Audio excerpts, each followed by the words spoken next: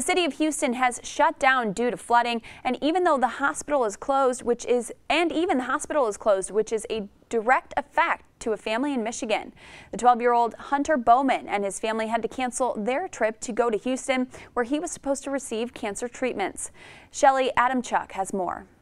I power through most of it, and that's it, really. 12-year-old Hunter Bowman was diagnosed with thyroid cancer when he was 9 years old, something that is rare in kids his age. It makes it harder to breathe, so I can't participate in as many things as I like to, like running, but I still run. For more than 6 months, Hunter and his family had appointments scheduled for this Thursday at MD Anderson Cancer Center in Houston, Texas. We were trying to get there almost from the time it was found that the treatments weren't working here, and we were at University of Michigan, which was really great, but they don't treat progressive pediatric cases. His appointments would evaluate the growth of the thyroid tumors and look at treatment options. However, after Hurricane Harvey hit the Texas coast last week, the family's plane tickets were canceled. They later learned the hospital was closed as well until further notice. We want stability for him is what.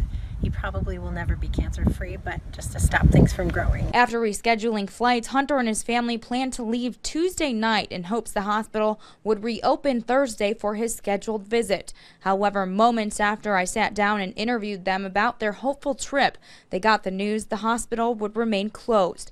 Now they say they have to wait to find out when they can reschedule, but they remain hopeful.